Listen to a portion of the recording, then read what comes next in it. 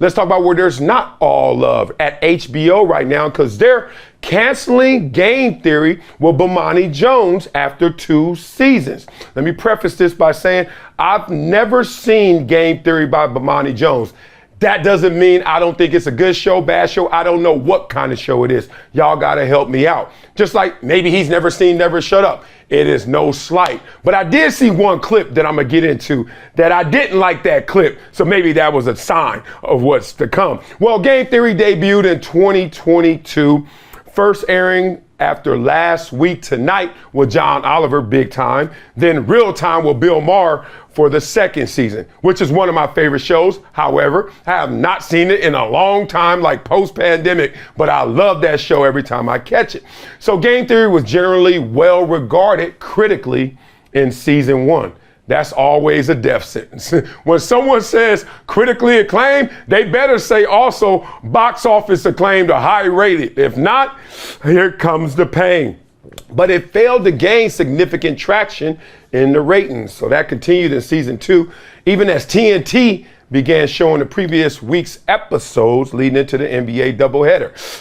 Trying to give it a little boost, trying to give it a little help, still didn't work out. So each season lost on average 80% of its lead in viewership.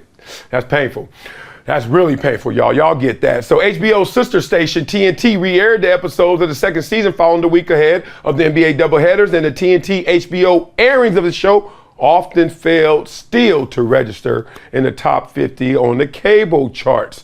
Now, Real Sports with Brian Gumbel, goodness, can you get better as a show? Every time that's on, Brian Gumbel destroys it. When he got them glasses on the tip of his nose and that leg cross, he about to go deep on something and somebody. So that show has continued to be a success for HBO since it debuted in 1995. But Bomani Jones, he joins a list with Bill Simmons, Joe Buck, Bob Costas, prominent sports figures, y'all, whose HBO shows haven't lasted long on the network. So we got to first figure out, why don't these prominent big names with huge audiences translate to HBO, whereas Brian Gumbel continues to plow through it with no issue? Let's get into this. Because Bomani is different than Joe Buck and Bob Costas. Bob Costas can sound like, straight down the middle, even though when he does lean a side or two, y'all light his ass up and he go right back to the middle, along with Joe Buck. Announcers, right? So we're not looking at them the same way as we do with Bomani Jones. But Bill Simmons does have those opinions, right? And Bill Simmons is a prominent figure. How come it didn't work out with Bill Simmons? How come it didn't work out with Bomani Jones? Now, let me get into the clip and I can probably explain it better this way. I saw one clip and it was Snowfall versus The Wire. Now, I am beyond biased in this conversation. I'm from LA.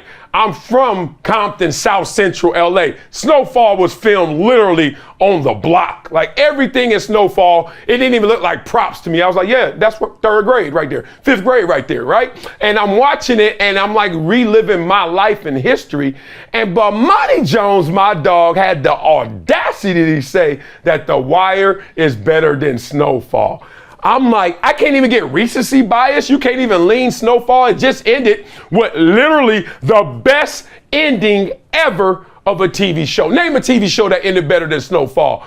Even I'm from the neighborhood. I'm from that block and I didn't see that coming. Nobody did. Amazing. Franklin, you destroyed it. But to a larger conversation and point about Bomani and his time at HBO, what was wrong with this show? Because obviously Bomani Jones is smart, beyond smart, intelligent. He kills it in his podcast, in the podcast space. But this didn't go so well. Now you couple this with the show he had with Pablo Torres. Remember him? Remember that show? Mr. Harvard himself. So 2 geniuses couldn't put it together. And then he went on his own, HBO, huge platform, and it didn't work out as well.